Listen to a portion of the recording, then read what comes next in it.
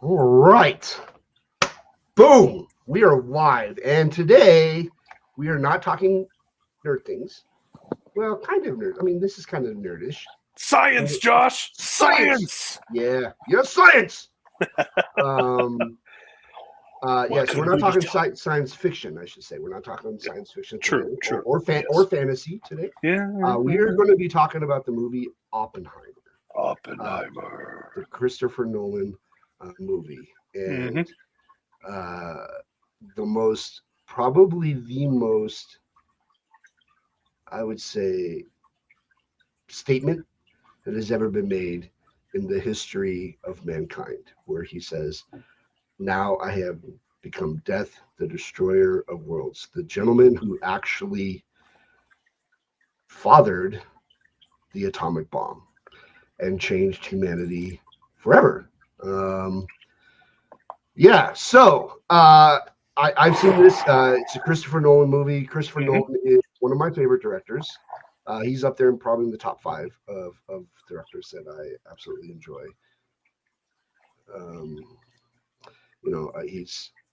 I like most, I should say, of Christopher Nolan's movies. That's another topic for another day. Right. So probably more Nolan movies to come.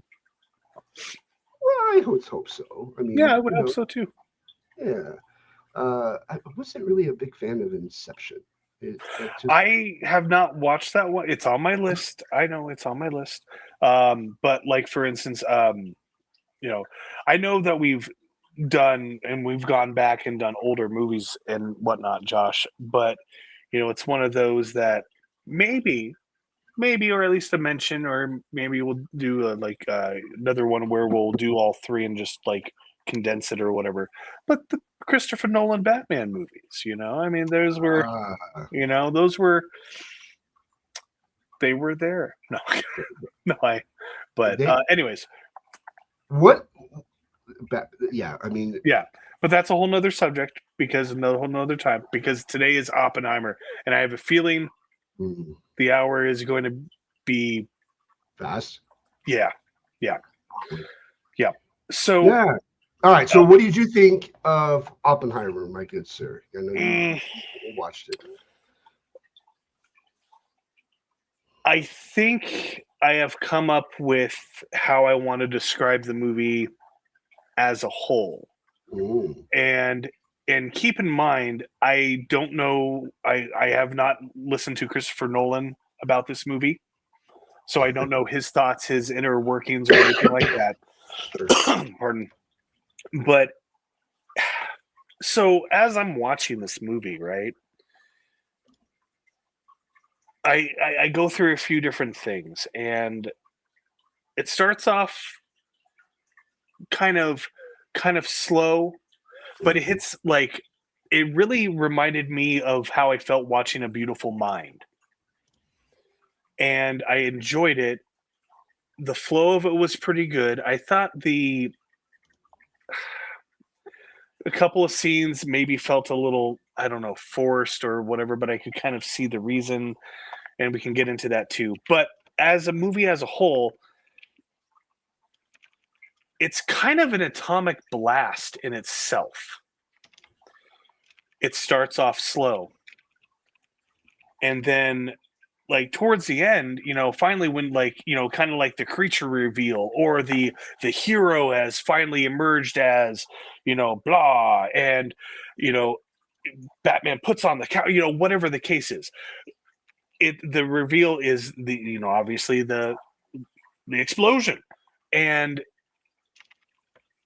then I looked at the time that was still left in the movie, and I'm like, okay, all right, so we're still dealing with a decent chunk. There was still precursors to where Nolan kept me going throughout the entire thing, and almost like aftershocks or like the pulsar. And I'm like, am I reading too much into this? Or was this kind of planned? Because the flow of the movie almost seemed like the atomic explosion itself, because of the like precursor ripples, and it still kept me towards the end with him in the Einstein scene. that I was still laser focused into it. And overall, I enjoyed this movie. The cinematography I thought was fantastic. Yeah. The special effects I thought were great with it. Um, like I said, besides a couple scenes that were artistically muddled, I overall thought it was a great movie. I haven't looked into all the the awards and nominations yet, but there are a lot, and I could see why it did so well. So yeah, That's fair. I mean, that's fair. I mean, so for me personally, I mean, the video hits really close to home because our uncle. I don't know if you ever met Uncle Scott Kincaid. I don't think I Uh, have. okay, so Sue in New Mexico, and Sue. Yeah. So her former husband, Scott, and their two daughters. Uh, so Scott is an actual PhD rocket scientist, Hmm. and he worked at the Sandia Labs for 30 or 40 years, something like that. And when he had to actually go and testify in front of Congress a couple of times. Oh, geez. Yeah, and one of my cousins on that side of the family, uh, she also works at the labs, and Sue also she also worked at the lab. So it, the movie it was kind of when they were talking about they're in New Mexico and they're building the Sandia Labs for the first time. It was like Mm-hmm. I've got a lot of family that actually works there, so it's that was kind of cool to see. Because I mean, you just read about it, right? Mm-hmm. But yeah, so that was pretty cool, just to see it on screen. Um, I think it's a very, I mean, Christopher Nolan did what does what Christopher Nolan does. I mean, this is classic Christopher Nolan film. Mm-hmm. It's right up there with the Batman. Was it the Batman Returns? Uh, Batman Begins. Yeah, Dark but Knight. which the Dark Knight, I think, is the one with the Joker, where Yeah. it's this really long, drawn out opening scene, and you're like, where the heck is this going? And excuse me, when I'm still have a head cold, so No I'm gonna blow worries. my nose, and then everybody on the internet can hear me blow my nose, because that's lovely. That's what people want to hear. Um, yeah, so I think it's it the film itself is the cinematography was beautiful, and it is slow. Mm-hmm. It is very slow, But but it's a build though, Josh. It's the yes. build. Oh, it builds. Yeah. Yeah, and I don't have anything really against it. I mean, it's for those who might not know who Oppenheimer was, I think it was a very very well done. They I know that they took some uh, Liberties. creative liberties. I do like the actor that they picked. Cillian Murphy, I think his name is.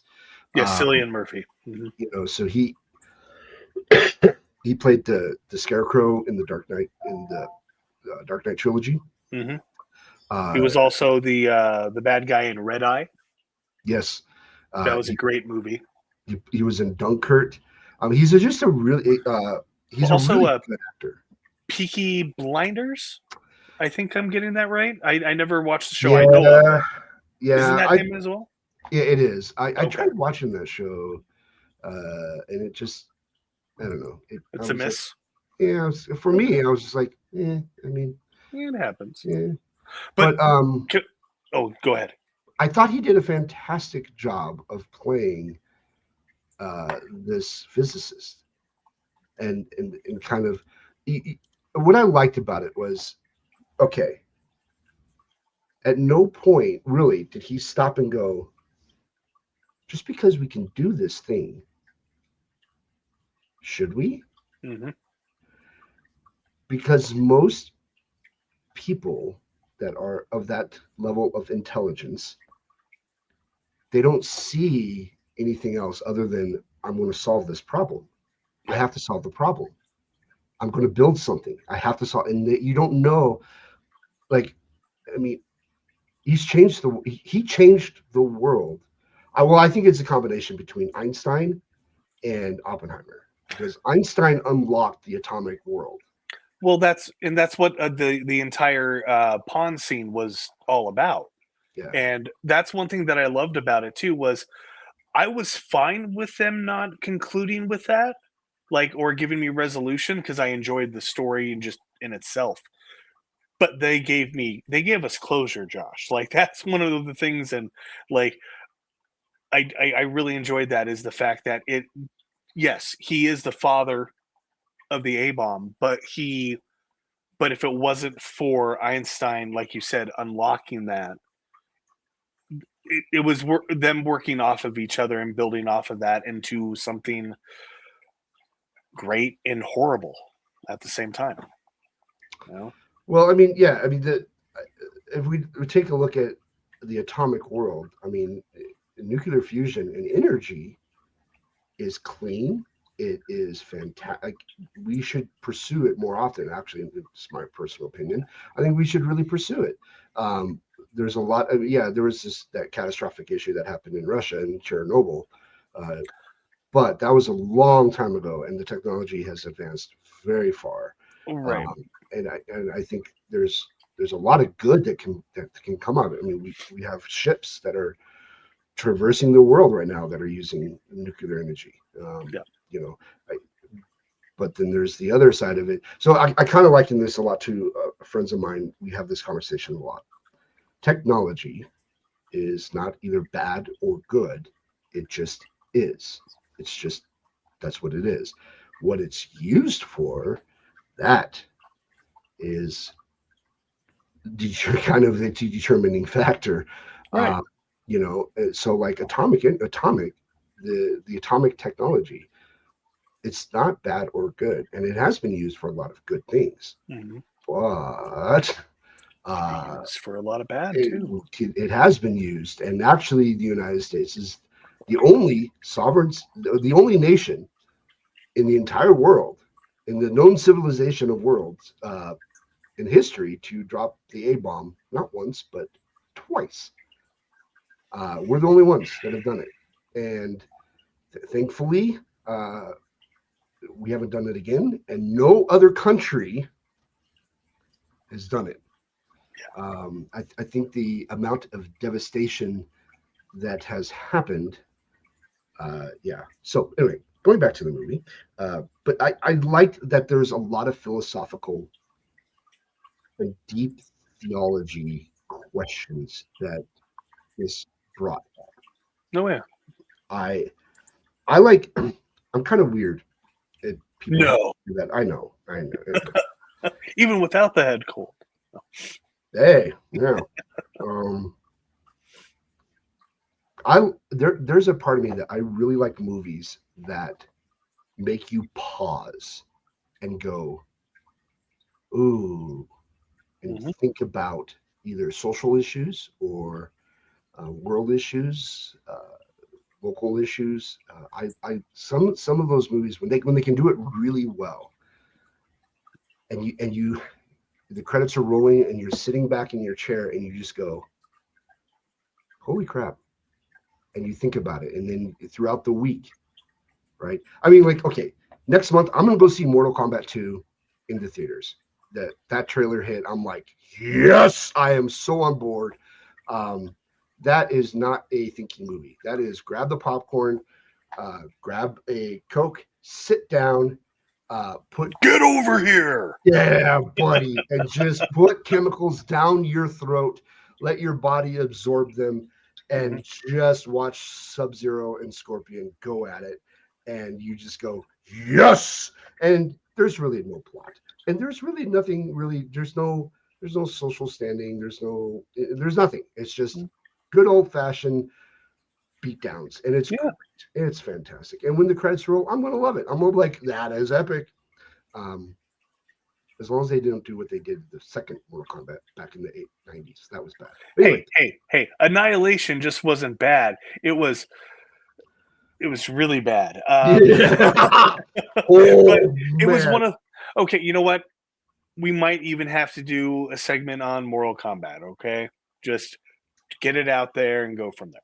But so one thing that I just want to touch on real quick because Yes. I have a feeling that, especially like you said, philosophically, there's a lot of points that we can definitely get talking on here. And Ooh. before either one of us get too ranty, I just want to mention I don't rant. neither do I, Josh. Not at all. Exactly. Me, no. It's No. all linear, straight to the point. There's no roundabouts, no for No. instance. No rabbit No, trails no, no. whatsoever. All right on subject. Yeah. Yeah. Yeah. Ah, Anyways, after that big yeah. pile up, I gotta make sure I'm not going to get struck by lightning for that. So, You know what? We should have a little soundboard or a little video board, and and it would cut to Ian Malcolm from Jurassic Park. That is one big pile of shit. true, But true. so, anyways, Yes. now that I've upped us to at least a PG-13 here, one thing I did want to say is, oh my god, the cast and Oh, the casting, like whoever did the casting on this, bravo. Oh, it was Like fantastic. every scene for me was okay. I recognize you. Who the hell are you? And just kept going and kept going and kept going. I absolutely loved it, and the fact that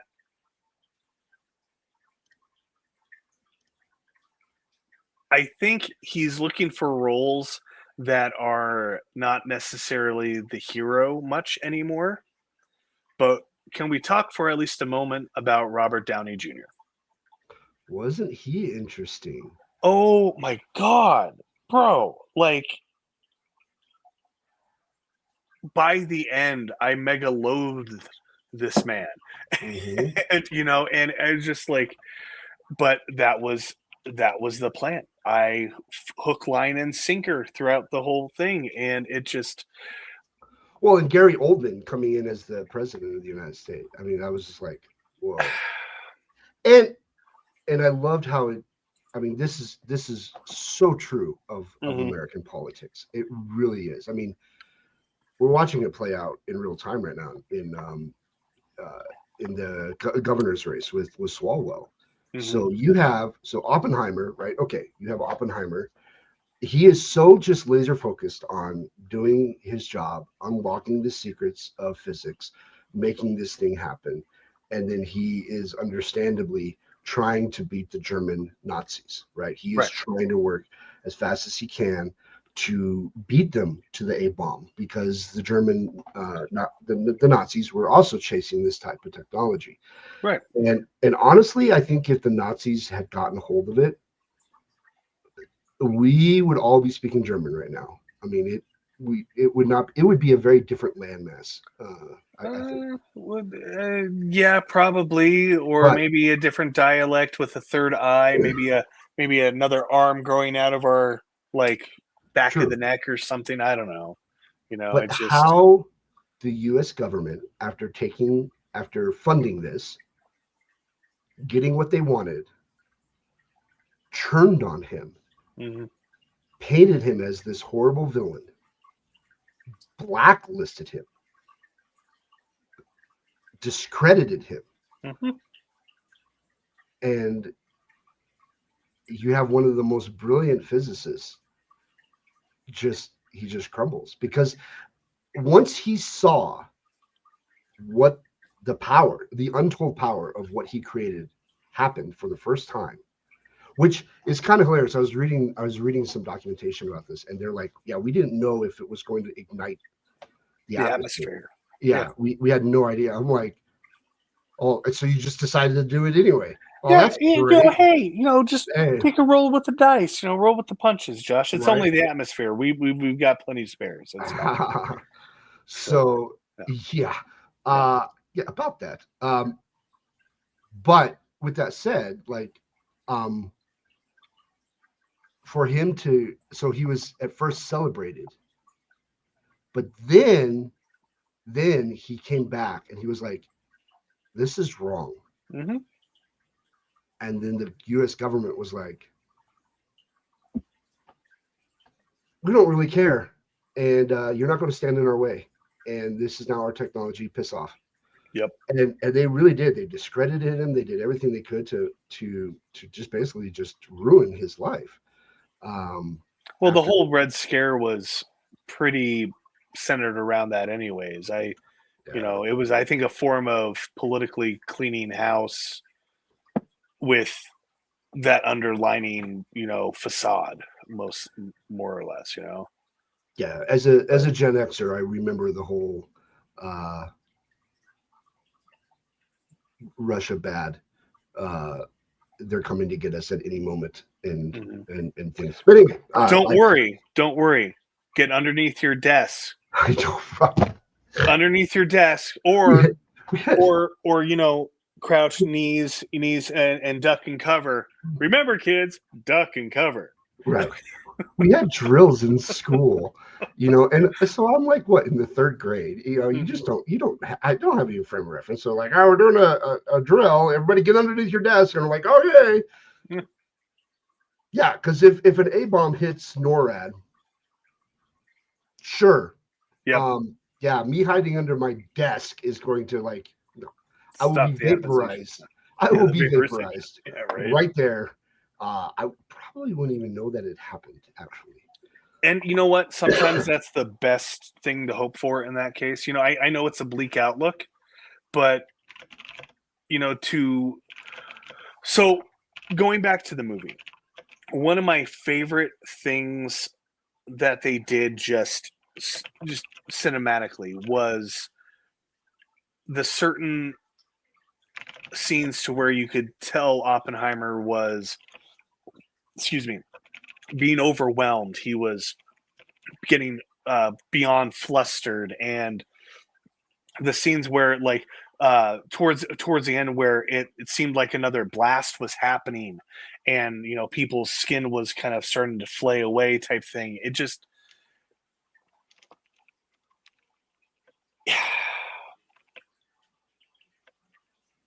it really kind of brought home kind of the severity of the situation itself, because you know we are lucky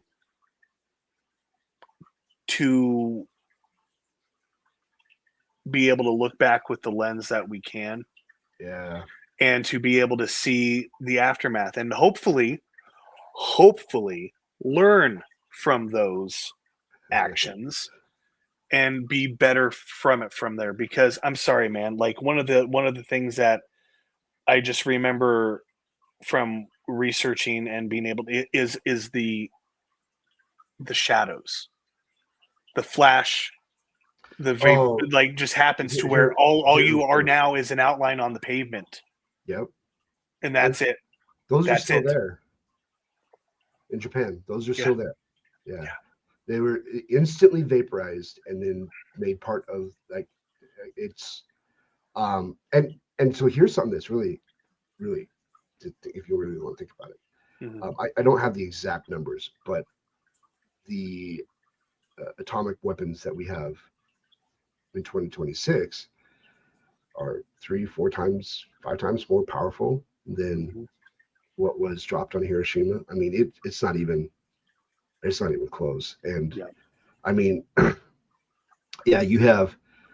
I mean, Russia's got a massive stockpile. China's got a stockpile. We obviously have a stockpile as the U.S. Israel's got a stockpile. India's got a stockpile. A lot of country, Canada. I mean, a Mhm. lot of countries, and it's kind of the deterrent. It's like, well, if you send, we'll send, and Right. Well, it's war games, man. Would you like to play a game? I'm sorry, no one wins in thermonuclear war. I mean, it's just, yeah, just send it off, and I'm sorry, Iron Dome, and that's not gonna do anything. no, there's It's game really, over. yeah. Well, and nowadays they can hide a nuke in a briefcase. Hmm. And so Well, you could have someone walk in with an atomic weapon, Right. with a nuke, and just in a briefcase, just kind of lay it at a stadium and walk away. You actually bring up a point. So the whole thing about the movie was bigger the destruction. You know, I don't remember the entire increments that they explained in a few of the scenes where Yeah. where they were talking about a couple of kilotons and then megatons and stuff like that. But it got me thinking about, go with me on this, bear with me. It got me thinking about Super Troopers. No, Okay, I'm pardon me, not curious. Super Troopers. I apologize. Slip of the Starship, tongue. Starship Starship, Troopers. My Starship Troopers. apologies. Yes, Okay, but it got me started thinking about Starship Troopers. And not okay. Rico's Roughnecks. Well, that's a whole nother subject. But it's the precision nukes. Ah, yes. So now, don't get me wrong, big devastation, sure, but then what do you have? The nuclear fallout. You have to wait so long, so it's not logical to be like, yeah, we'll go in and take over that territory in 50 plus years or whatever the case is, you know.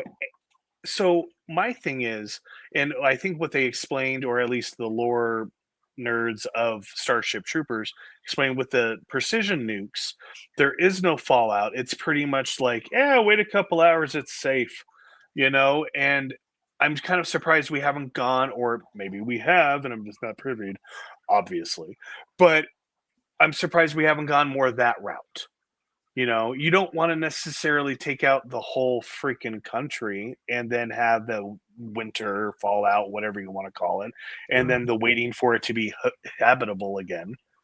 You know, you want to be able to turn it over, you know, and like not necessarily, you know, take over, but you know what I mean.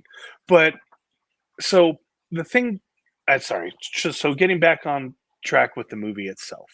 Yes. You even said yourself it was a slow start, slow build, It slow is. burn. Yep.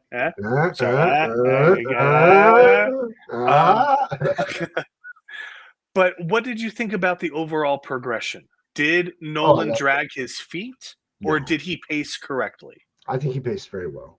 Okay, This is not a story that you should rush, and I think Nolan, almost 3 hour runtime. I should hope yeah. not. Yeah. But he there's a lot of, and I think part of it is the generation that's growing up now. A lot of people did not like it because it wasn't like, snappy in my face, and this is part of the issue, I think, with the upcoming generation with social media, where it's, I call it the TikTok generation, Mhm. where it's like, I'm going to watch a clip for 4 seconds. Nope, next. Oop, that's funny. Next. And then you just, it's just, I have 30 seconds, a minute, or 3 minutes of my attention. That's all you get. yeah, and even now, it's not even that, I mean, nowadays it's even, so I like the fact that Nolan took his time to tell the story of Oppenheimer. This is a gentleman that was just a brilliant physicist. Mhm. I kind of liken this to each generation, right? Each Is born a generation, slayer? Sorry. there's in every generation, there's usually one or a handful of geniuses that are born, right? So you'd have Einstein that changed how the world saw things. Hmm. You had Oppenheimer that came right behind him and changed, took what Einstein had birthed and was like, okay, what if this happens, right? And they further it. And I kind of liken it to, I know there's some people that are upset with this gentleman, but I liken it to what Elon has done. There's debate on, well, did Elon ever really truly invent something? Or did he just buy stuff? This is a man that is actually, if you sit down and you listen to him talk and listen to what he does, what he says, he's a very, very, very smart man. And he took SpaceX, and he really took this, like this, our space industry was dying, and our trajectory was going down. Like NASA was closing. We weren't doing much exploration anymore. And he was like, I'm going to take a rocket, I'm going to take a booster, and I'm going to have it land on the pad. It's going to come back and land on the pad. And everyone was like, no, you can't do that. He failed the first time. He failed the second time. He failed the third time. And then on the fourth time, almost going broke, here it comes, right? And it went, Mhm. and it unlocked all of this amazing potential. I liken it to, I remember when he was sending, I think it But was to be fair, he wasn't the one that was doing the math on that.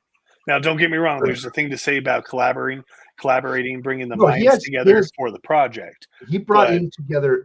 Well, it's kind of like what Steve Jobs did. yeah, So Steve Jobs didn't sit down and solder and build the first iPhone no, right, yeah, or the iPad. I'm sorry, the iPod. Steve Jobs didn't sit down and build it, but Steve Jobs sat down with a team of engineers and said, "This is my vision. Let's get to work." right. And No, they no. all There's something to say about the idea right. guy, and yeah. But I think that just So I kind of liken that to because like if you look at like the capsule, they were setting up to rescue a bunch of astronauts from the station a year or two ago. I think it was last year. And I saw the launch live on YouTube, and it was like the console, the cockpit was something out of Star Trek, dude. I was like, holy crap, all touchscreen. It was almost like holograms were coming out of certain parts of the ship, and they were in there just. I mean, it wasn't like in the 80s or 90s where it's like hard dial, hard knobs, flips this, do this. right, yeah. It is all touchscreen. The Windows was all. I mean, it was. I was like, the future is here. This is really cool. This is really cool. I mean, I Sorry. set a buddy of mine bought just a recent new Tesla. It took me for a ride in it, and I was like, oh my god. I mean, it's the technology in it is just fantastic. Anyway, so I digress. So I say this because I like what I like that Nolan took time to give this physicist his due. Like Right. this is a once in a generation smart man. Mhm. And Literally a world changer. he did. He So he yeah, changed the world. The world was going one way, and he was like, "Hold my beer," and it shifted. It really did. It shifted, and that's what I'm saying. Like you look at now our where we are with our space yeah. exploration, or even the batteries that we're using, the lithium batteries that we're using. Uh, was it Australia? They're now powering a bunch of their infrastructure with Tesla batteries. I Uh, just I love it. yeah, I personally think that that's where our next breakthrough has to be, because right now our batteries, they suck, and it's one of those that I think we need, obviously, an improved Oh yeah, for sure. power source. And in fact, that's one thing that I think we kind of touched on it before, just about the good and the bad with this tool that Yes. can be used. I mean, it's just like stuff in our IT field is just, you use certain tools, and it depends on if it's a black hat or a white hat or even a gray hat that uses it, and how you use your tools. Are you do you use them for good or for evil? Well, You it's kind of know, like with the birth of AI. right? Uh, AI is not evil, and AI is not good. It is a Yep. tool, and if you know how to use the tool, well, there unfortunately are some people that are using the tool for very bad things, Yep. and there are people that are using the tool for some very good things. Hmm. I like it, but yeah, no, I digress. So, Yep. but I love the fact that Nolan, I keep going back to this. It A was it's director true. talking about another director. Oh, I I'm know sorry. Sorry. he gave the he didn't get scared about having a 2 hour runtime Mm-mm. and hitting that mark.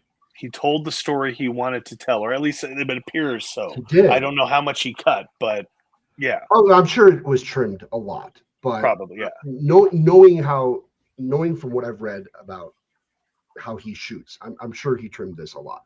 Hmm. But still, it was he told the very beginning of Oppenheimer as a professor. the middle arc of when he was transitioning from being a professor to taking his theories and making it real. Yep. And then the end, where he is disavowed, and now he's having to come to grips with, uh, all of that. And When they twist, I don't remember what the precise collie. It wasn't a hearing. It wasn't a. It was that closed door session, right? yeah, And yeah, man, like when they were grilling him, and it was like, so it was your idea to hit the Japanese targets, right? You were the one that was like, yeah, and then they start pinning it all on him, and he was like, no, yeah. No, that's not no what? I was the one that was like, hey, we shouldn't, and just and like I was sitting. So Debbie was watching this. For yeah, those who don't know, Debbie is my wife. My wife and I were lovely sitting. lady. We were sitting there watching it, and I started screaming at the TV because it just had so much emotion for me. Yeah. I was so mad that Debbie goes, "Are you okay?" I'm on the roller coaster, Debbie. Leave me alone. I'm like, "They're going to hear me on the screen. I swear." Yeah. Well, and that's the thing. Like and I was trying to look him up here real quick. Bear with me. Did it? Yes. So the one who played the prosecutor in the closed door section, Jason Clark. The character was Roger Robb. Um, he plays like I don't want to pigeonhole him as a specific type or typecast him as a specific type. But man, he plays that role so bloody well. And he just I could tell as soon as I saw him, and I'm like, oh, he's not being a complete twat waffle. I was like, oh, give him time. And then sure enough, I'm like, oh, there it is. There it is. Now, okay, Josh, we're getting see, we're almost already over 40 minutes. So Yeah. I knew this was going to happen, and we got to talk about it. Okay. Okay. What are we talking about? Now, everybody, don't worry. We won't be showing anything specific or anything like that. But possible content warning here. Let's talk about the adult scenes, man. Those were the ones that I kind of alluded to in the beginning part where they kind of felt forced and like they weren't like, and I, and almost like not needed, but like it, like I don't know. I'm still kind of processing because I think some of it was poignant and some of it was not necessarily gratuitous, but you catch my like in my So, okay, I'm going to speak to this, and people are going to probably find out something about me that they've never known. Um, this stems from being a father of two daughters. This I used to not always think this way, but being a father of two daughters, this is how I think now. I think personally the nudity and sex scenes that are in Hollywood movies need to just go away. It does not drive a story. It doesn't add to a story. It doesn't add anything. Um, I do not ever want to watch a film and suddenly one day there is my daughter naked on screen. valid. I just don't.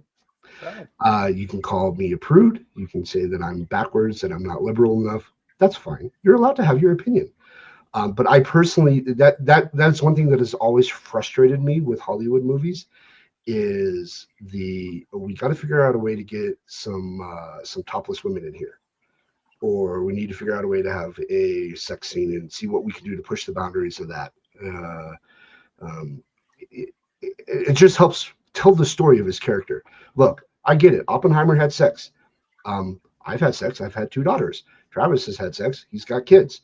I don't know any adult male or woman or any adult person, I should say, who is over the age of 18 that is a virgin.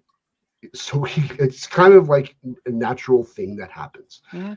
You find your significant person, you guys fall in love, you have intimate relations, and it's great. Um, I don't need to see it on screen. I really don't. In fact, most of the films that or every single film that Debbie and I watch, when that starts to happen, we fast forward it. We're just like, okay, next. I just don't need to. It's one of the reasons why I've never really truly watched all of Game of Thrones, because I started watching it and I was like, what is this? Yeah, Game of I'm like, Thrones is I'm like, yeah. one of my buddies, Eric, he was like, dude, you gotta watch Game of Thrones. I'm like, all right. And I was reading about it. It's At about the least the books. first 7 seasons. And I was like, Just that's cool. So yep. I'm like, I'm down with fantasy. I love fantasy stuff. Yeah. So I kicked it off, and I'm like, what the heck is this? Okay. So I made it through about 3 episodes. I'm like, it's still all the same crap. I'm like, never mind. I'm not watching this stuff. I don't need to see this. And kind of the same thing with Spartacus. I was like, ooh, Lucy Lawless is kind of making a comeback. Yeah. Xena, the warrior princess. This is cool. And so I started watching Spartacus, and then literally I was like, I don't. This is Yep. porn with Yep. people getting their heads chopped off. Okay. Right. Yeah. No, Okay. So that's where that's Okay. kind of where I stand with sex scenes, nudity Valid. in general. I don't think it adds anything to a story. In fact, I don't know any story, any film that I have ever seen that has had a topless chick in it or a sex scene of sorts that has, like, if you take it out, does the story still continue? Yeah. So why are you putting it in there? So yes, I would agree with you. That part of the film, I was like, oh, this is stupid. But that's my opinion. Well, and from what I heard, and keep in mind, I was trying to keep away from spoilers and stuff because I hate spoilers. I want to go on the journey myself, Okay, because that's that's the fair. whole point. And but I did hear about the quote unquote controversial scenes in Oppenheimer where it was just like, well, the sex scenes. I'm just like, all right, well, and then I'll be honest, I obviously you would be naive to think someone, I mean, even in the science culture, no matter what Big Bang shows, you're going, the, the gentleman's an adult. He's going to have intimate relations with colleagues, with people, just like anybody else. Point is, though, is that I think, and this is how I kind of read those scenes, was the shock value. And the shock value to a degree to where they were trying to show that this was like the meaningful relationship a little bit. Mm. And the whole "don't bring me flowers" thing, and then that just was their kind of like, it was just obviously not a healthy relationship. But the thing that I thought was actually, and this is why I'm kind of torn about it, the first scene, a little gratuitous. Okay, they could have not. They didn't have to do like an Austin Powers thing to where the scenery like covered up the bits or anything like that. They didn't have to do anything corny like that. But her walk from the chair, it could have been rope. Point is, they could have made things that it wasn't just so gratuitous. Not that, again, people, not that I'm a prude either, but that's just kind of how I feel about it. I mean, it doesn't, like Josh says, it doesn't necessarily, does it change the fact that we were able to see her chest? Does that change anything else about the story? Does anything hard hit differently with the actual explosion, or anything else about him being basically how they even said tarred and feathered in the story? No, it doesn't. No. But the scene in the non-courtroom where she finds out, the wife, who, by the way, and I might be wrong on here, might be barking up the wrong tree, so to speak. I think like that whole relationship too, the whole, like, she had posts, and I usually get it mispronounced, but postpartum depression or something like that. It seemed like she kind of had issues around, but and that was a whole nother thing. But the fact when the wife finds out that he has had this affair, this other relationship, and then she starts seeing her, like that was just Nolan. Like it wasn't a focus. His love life wasn't obviously the big focus of anything. If anything, it was just a little sub, tangent plot of the story to build the entire thing and build him as a person and a human. It just kind of, I guess, kind of gets you that shock factor, that hit at home, and now all of a sudden that relationship is even tainted even further. Right. So anyway, so that's my thing on that. I had so anyway. But no, man, like I'm a very unique person. Yeah, there's, and I do have some of my friends they're like, I don't see any problem with it, and that's fine. That is okay. You are allowed to have that opinion, and Right. if it doesn't bother, I just know for me as an individual, and it's not even a religious thing. It's just being a father of two daughters, I don't ever want to see it. It's just my world shifted. Like I used to be, 17, 18 years old, going, oh yes, and then I had a family and I had two daughters, and my world really shifted, and my view of things. I was like, this is not okay. And this is just me again. It's just me. No, and the thing is, it's just, I really hope that, like, regardless of, I guess, our opinions on that, Yes. as long as the actors or actresses never feel like they're forced to do something that, as that actress or actress doesn't want to do, they shouldn't be. That's one of the big things. Especially we don't need to get into the whole the debacle that is Harvey Weinstein. Exactly. Yeah. Or even like douchebag. Right. Or what about the whole creep or possible creeps? I haven't watched the thing because it's depressing too. But the Nickelodeon bastard, whatever his name was. But point is, regardless, I don't think my wife is standing here giving me quite the look. Hold on. I'm sorry. Do what? It's going really great. Would you like to come in and say hi? You could talk to the millions of fans. No. Right now, he's talking to a firestorm cloud. She left. Oh, okay. She doesn't want to say hi to people. No worries. So my thing is,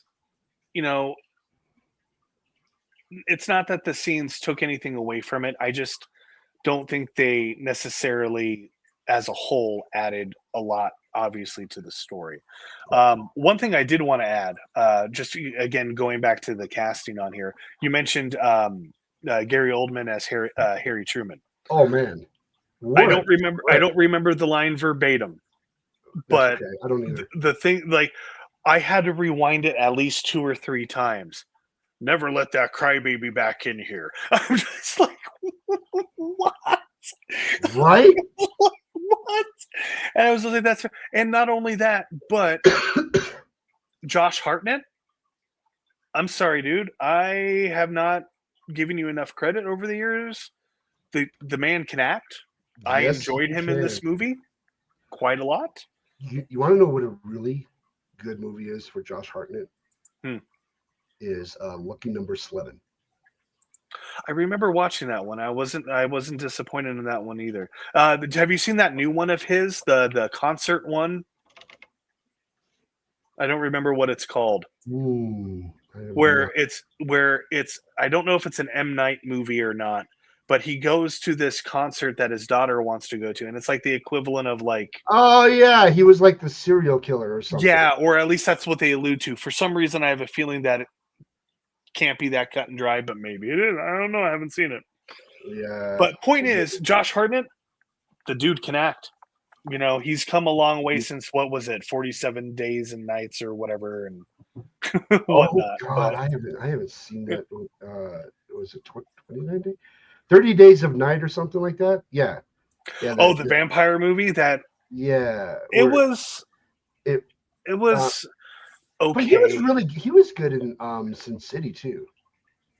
Yes, and I liked Sin City, but I'll be completely transparent here. Oh I God, did not like it originally. what? I did not like Sin City originally. Oh, I watched it the first time because I don't I know if never we can be friends anymore. I I never mean, read the comics, Josh. I didn't know what I was getting into. graphic novel, sir. My apologies. My apologies. But I didn't read the graphic novels. I did not know. And so I'm watching this and I'm like, Well, that's fair. Like, if you didn't know anything but about it, it is yeah. hard to like. That was one of the biggest problems with like. Okay, so we're not talking about that. So Yeah, that was one of the biggest problems about Sin City was right. if you didn't know anything about the graphic novels or how it works or anything about it, you're just like you saw a trailer for this film and you're like, oh, that looks cool. I'm gonna go Right. watch it. You sit down and you watch Sin City, you're gonna be lost. Right. You, I love yeah. film noir. I in fact one of the ones I know guys. I don't want to necessarily typecast us as the old movie critic guys or whatever. But if you haven't watched it and you're a Steve Martin fan, Dead Man Don't Wear Plaid. Okay, one of the most fantastic film noir movies with comedy in there because it's Steve Martin. It's fantastic. Okay. Um, but because I have a feeling I can keep going with this, I just want to touch base on this because I talk mad crap about him a lot. Matt Damon, awesome dude. Thank you. This performance was great. He did a You were, fantastic job. I'm not usually a yeah, fan of Matt Damon, but he did a hmm really good job. yeah. I really Matt liked him in the Damon. Ford versus Ferrari. Hmm. He was really good in that one too. But I've seen it. Sometimes they have it on our break room. But yeah, no. And not only, but like Rami Malek was there. There's just so many people. Emily Blunt did a fantastic job. This movie just here's the thing. what's the thing? Could you have taken this all-star cast and replaced them with no name people? And could we have gotten the critically acclaimed movie that we received? Possibly. I don't know. Possibly. Right. No, definitely. That's a hypothetical. Right. But I'll be honest. Like I said, I would have to look up to see who did the casting, but fantastic job. You know, I yeah, No, it hit. yeah. The everything about the film. I loved it. I loved they did Oppenheimer justice. They didn't do the typical Hollywood where like we're going to take creative liberties and kind of tweak history. Right. I mean, I'm And it sure that even they played did. with our senses. I love it. I'm sure they did a little bit, right? Because I mean, I wasn't alive during that time, so what would I know? But Right. for the most part, I mean, and I could see President Truman being an ass, Hmm. and I only say this because uh, our current administration aside, to become the president of the United States of America, you've got to have some massive narcissistic, even borderline sociopathic tendencies built into you. You just I, do. I believe we call that a little bit of moxie, Josh. A little moxie. No, no, You no, know? no. Al Capone had moxie. uh, um, but really, like to hit that pinnacle, to become the president of the free world, I can only imagine what happens behind closed doors that we right like, and Yeah, it doesn't matter like what Trump, Biden, Obama, Clinton. Well, we already know what happened behind the closed doors with President Clinton. Anyway, uh, Bush Jr., Bush yeah, Senior, Reagan. There's what the public sees, hmm and then there's the real person with the doors shut, no press. right, You have to like, I don't know. So I could see the whole scene with Truman where he was just like, "Do not let that crybaby back in." I was right, like, "Whoa." right. But also the fact that I just even before that, and that's one thing that I really liked about Oldman's performance in it was, and I would have really liked to know if any of that was improv from Gary Oldman at all, or if it was strictly by script. I would love to know that. If anyone knows, put it in the comments. Yeah, that'd be cool. But it's one of those that it was like, do you think people care who made the bomb or the people that or the person or however was it, the person who dropped the bomb? They're gonna blame me or whatever the line was. Yeah. And he was just kind of like, yeah, like you're insignificant. Yeah, you made it, but I'm getting blamed for it type of thing. And I'm like, yeah, but give it about 20 minutes movie time, and then you're gonna blame him for it anyways, and you blame him for the targeting and basically blame him for the whole thing. Yeah. Yeah. So all right. Well, yeah, we are up at the top of the hour. See, I told you it was going to go fast. It always goes fast. Yeah, it's always does, fun to yeah. talk about. It's It always does. fun to spend an hour BSing about movies. It's great. Right. All right. So, like we normally do, I'm going to give the last minute ish to Mr. Travis, and we will bid you all adieu till next week. Travis, close it out. This movie made me first feel like I was watching another stint or struck the same notes as when I was originally watching like a movie like A Beautiful Mind.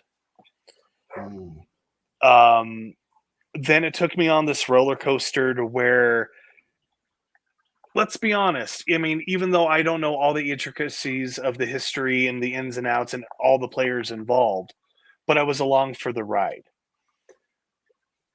And then very similar, I got thinking about one of our conversations, Josh. I was like, oh my God, I'm watching the Titanic. But then I was just like, I want to know the ins and outs of this one. This isn't a bastardization fully. This is what happened to this man and what happened to the other players and stuff. And there were so many different, like, this is a movie that I might even be able to watch later and get different opinions on. As of right now, it gets 2 thumbs up. I really, really want to know Nolan. Like maybe it's on some type of disc commentary somewhere, but I really want to know if Nolan made it feel like like the movie as the explosion itself, or if I'm just being too artsy fartsy and reading too much into it. Okay. But it really felt like that. It was a slow burn. Then it was a big explosion. And then there was the after ripples. And I kid you not, that ending, folks, I'm not going to ruin the movie when I say this to you. When the end of the movie has the Einstein and Oppenheimer pond scene, it's almost better than the explosion. It's almost better than the explosion. It ties the movie up so well. And word to the wise, if you don't like Robert Downey Jr., watch the movie. And if you do like Robert Downey Jr., watch the movie. Yeah. So you're not going to see Iron Man in it. Oh, you're going to see a few of his looks, and it's a lot of disappointment. Which anyway, yeah. On that note, we will bid you all adieu, and we'll see you next week. Thanks for hanging out, and thanks for hanging out, everybody. We'll see you next time.